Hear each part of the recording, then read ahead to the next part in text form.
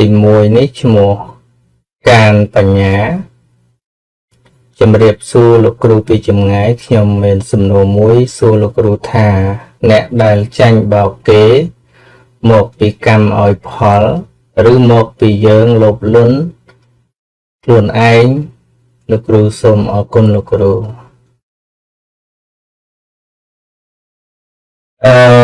មែនតើទៅយើងប្របីយល់ពាក្យថាកម្មឲ្យផលហ្នឹងណាហើយស្អីជាកម្មការដែលឲ្យទទួលនៅការខកខានអ្វីមួយនេះនៅពេលដែលយើង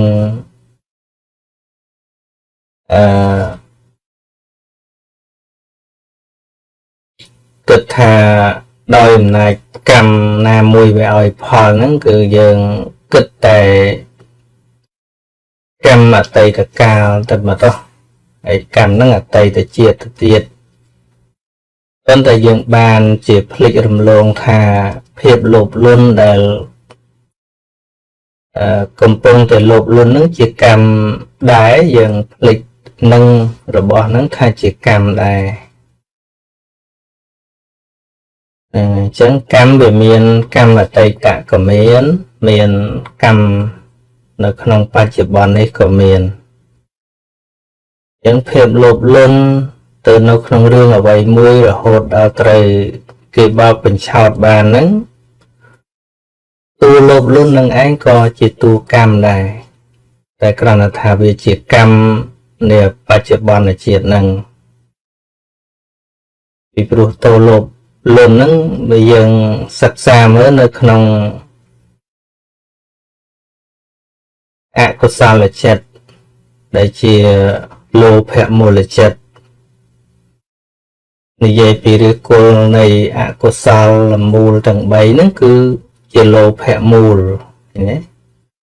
ហើយលោភៈមូលហ្នឹងក៏វាជាតួកម្មបច្ចុប្បន្នហ្នឹងហើយវាមិនមែនទីតីខុសពីកម្មឯណា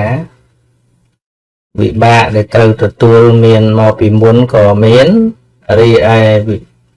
កម្មដែលឲ្យផលគឺកម្មបច្ចុប្បន្នហ្នឹងឲ្យផលក៏មានអញ្ចឹងបានកម្មហ្នឹងវាមានឈ្មោះហៅច្រើនហៅថាទិដ្ឋធម្មវេទនីយកម្មទិដ្ឋធម្មវេទនីយកម្មហ្នឹងមានន័យថាជាកម្មដែលឃើញជាក់ស្ដែងនៅបច្ចុប្បន្នអញ្ចឹងណាជាកម្មដែលឃើញតន់ហន់ជាក់ស្ដែងដូច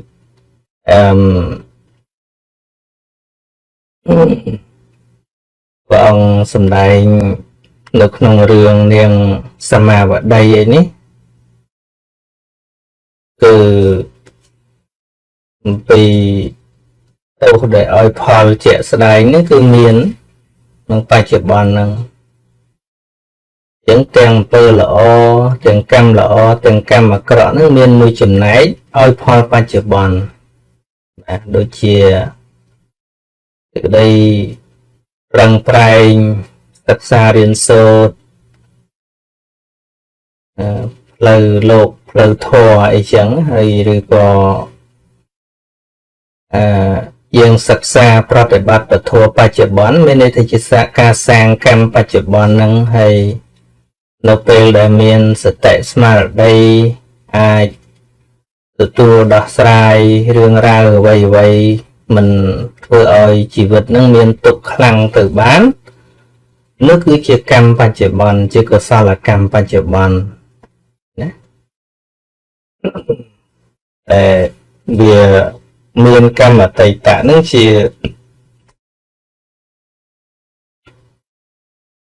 ាដើមទុនឧទាហរណ៍ដូចជានាងបដាចារាអញ្ចឹងនៅពេលដែលនាងទៅជួបព្រះបរមគ្រូស្ដាប់ធម៌ដោយសេចក្តីជ្រះថ្លាណាខណៈដែលស្ដាប់ធម៌ហ្នឹងជាកុសលដែលកើតឡើងហៅថាធម្មទេសនាមយៈបុណ្យណាហើយស្អីហ្នឹង គណៈស្ដាប់ធម៌នោះជាកម្មទេហ្នឹងជាកម្មថ្មីរបស់នាងជាកុសលកម្មបើយើងប្រើពាក្យកម្មហ្នឹងយើងផ្ដោតតែពីរឿងអាក្រក់ប៉ុន្តែកំពុងស្ដាប់ធម៌នេះក៏កម្មដែរឃើញទេកម្មដែរណាស្ដាប់ធម៌ហ្នឹងកម្មកុសលកម្មយើងបើកុសលកម្មប្រព្រឹត្តទៅក្នុងការស្ដាប់ធម៌ហ្នឹងរឿយញឹកញយទៅសតិបញ្ញាហ្នឹងវាចម្រើនឡើងធ្វើឲ្យមានការយល់ដឹងទោះជាជីវិតនឹងមានសម្ពាធច្រើននោះស្រាប់តែអាកម្មបច្ចុប្បន្នដែលជាកុសលកម្មហ្នឹងចម្រើនឡើងដោយការស្ដាប់ធម៌ទៅវាទៅជាមានកម្លាំងអាចដោះស្រាយរឿងហ្នឹងដោយសន្តិវិធីធ្វើឲ្យចិត្តហ្នឹងប្រសើរឡើងហ្នឹងហើយអញ្ចឹងបានថាពាក្យថាកម្មមួយម៉ាត់ហ្នឹងមិនមែនចេះតែងាយស្រួលយល់ទេជួនកាលយើងមិនបានសិក្សាល្អិតល្អន់ទៅហាក់ដូចជាព្រំលិខិតអីណានៃទៅវិញទៅប៉ុន្តែធេតុពិតពាក្យថាកម្មមួយម៉ាត់ហ្នឹងវាមិនមែនមានតែអតីតទេបច្ចុប្បន្នហ្នឹងក៏មានដែរអញ្ចឹងបាននៅក្នុងសម្បត្តិរបស់មនុស្សហ្នឹងគឺសំខាន់មាន4ទី1ហៅថា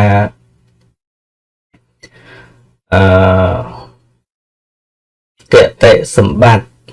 ហ្នឹងគតិសម្បត្តិហ្នឹងគឺ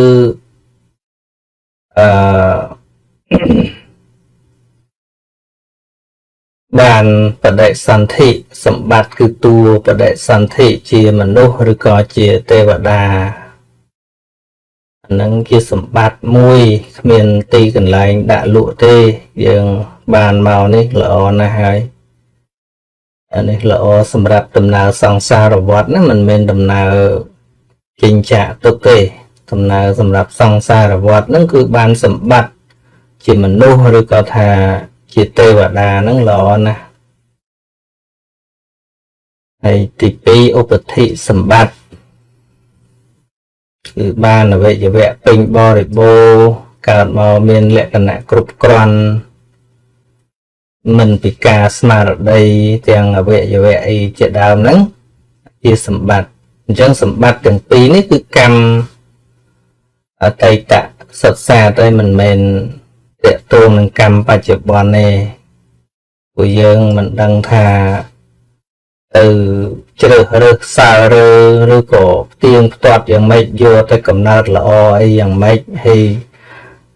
ខណៈដែលយើងនៅក្នុងផ្ទៃម្ដាយនឹងយើងត្រូវរៀបចំដៃជើងមុខមាត់សក់កញ្ចក់ស្បែកអីយើងយ៉ាងណាក្រៅពីកម្មដែលជាទុំដើមមកជាកម្មម៉ាំងពីរជាងណាអាហ្នឹងមិនទេយើងអត់មានអីទេគឺអាស្រ័យកម្មអតីតសុទ្ធអាហ្នឹងប៉ុន្តែតលតែកើតមកហើយមានពេញបរិបូរណ៍ហើយហ្នឹងអានឹងវាអាស្រ័យនឹងរឿងបច្ចុប្បន្នដែរដូចជាក្របពូជចឹងវាត្រូវអាស្រ័យលើទឹកលើជីបច្ចុប្បន្ននេះដូចជាជីវិតយើងហ្នឹងវាត្រូវអាស្រ័យលើទីកន្លែងដែលយើងបដិសន្ធិហ្នឹងថាតើទីកន្លែងដែលយើងកើតហ្នឹងកើតតណាគ្រួសារយ៉ាងម៉េច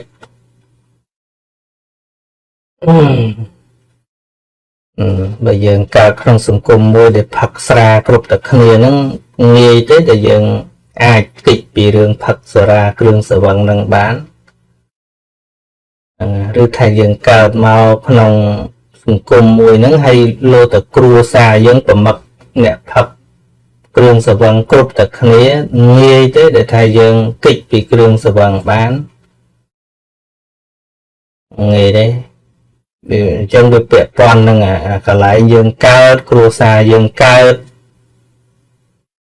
ហើយបើយើងកើតនៅក្នុងតំបន់មួយដែលមនុស្សជុំវិញខ្លួនយើងហ្នឹងជឿតែរឿងផ្ដេសផ្ដាស់ងាយទេដែលថាយើងមករកផ្លូវត្រូវឃើញ លោកជុំវិញយើងឬក៏ថាគ្រួសារយើងកើតមកប្រាច់មកនាំយើងទៅជឿតែមង្គលភ្ញាក់ផ្អើលផ្សេងហ្នឹងងាយទេដែលថាយើងរួចផុតពីអញ្ចឹងណា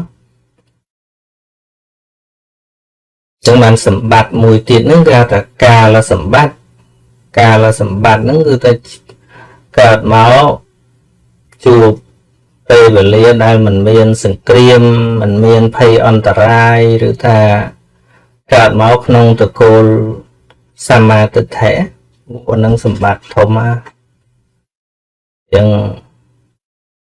បងប្អូនទាំងឡាយដែលកើតមកក្នុងត្រកូលអ្នកមានសម្មាទិដ្ឋិនឹងគឺថាជាសម្បត្តិដ៏អស្ចារ្យហ្មងណាពិបាកណាពិបាករឹសណាកន្លែងហ្នឹងហ្នឹងហើយចឹងបានមានអ្នកខ្លះហ្នឹងដល់ពេលស្ដាប់ទៅកើតការយល់ត្រូវទៅភ្ញាក់ខ្លួនមកក៏លេចមើលជុំវិញខ្លួនហ្នឹងហាក់ដូចជាទៅតែឯងឃើញណាហ្នឹងហើយអញ្ចឹងវាពាក់ព័ន្ធកន្លែងដែលយើងកើតហ្នឹងដោយគ្រាប់ពូជល្អពិតមែនប៉ុន្តែវាពាក់ព័ន្ធថាតើវាជ្រុះទៅតាណាវាជ្រុះលើដីក្រៀមឬក៏វាជ្រុះលើដីដែលអាចដោះបានមានដីមានអីឬក៏វាជ្រុះលើថ្មរីងរាំងស្ងួតអីចឹងណាពូជល្អយ៉ាងម៉េចក៏វាมันអាចដោះបានល្អហ្នឹងហើយពេលវាមិនតាន់បញ្ចប់ត្រឹមថាយើងកើតក្នុងត្រកូលបែបណាដែរវាពាក់ព័ន្ធនឹងសម្បត្តិមួយទៀតដែលជាកម្មបច្ចុប្បន្នហៅថាប្រយោគៈសម្បត្តិហ្នឹងគឺសំដៅដល់កម្មបច្ចុប្បន្នហើយកម្មបច្ចុប្បន្នអំពើបច្ចុប្បន្ន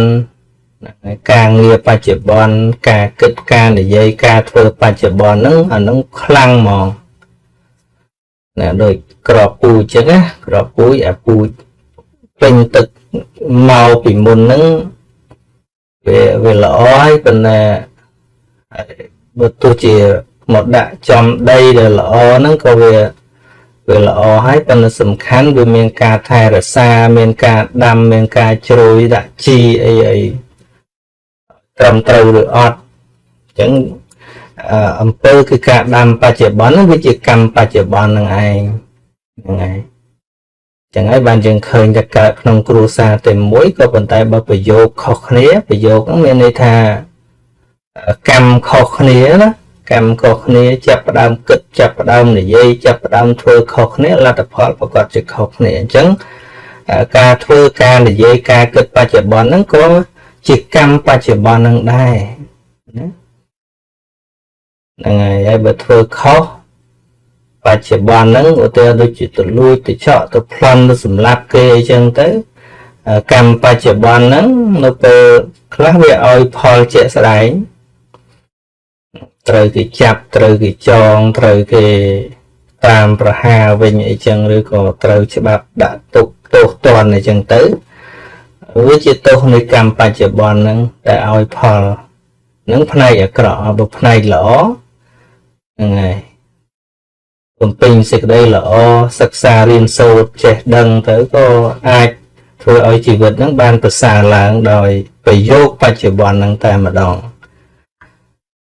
រឿងដែលយើងមិនអាចតវ៉ាបានគឺកំណើត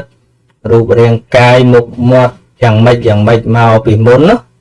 នឹងយើងតវ៉ាមិនបានទេកន្លែងយើងកើតហ្នឹងក៏យើងតវ៉ាមិនបានដែរក៏ប៉ុន្តែសំខាន់យើងមានមួយគឺប្រយោគៈគឺការដែលផ្ដើមធ្វើនៅកម្មបច្ចុប្បន្នហ្នឹងហើយកម្មបច្ចុប្បន្នហ្នឹងក៏អាចផលិតផលបច្ចុប្បន្នហ្នឹងរហូតដល់បរលោកទៀតនឹងអញ្ចឹង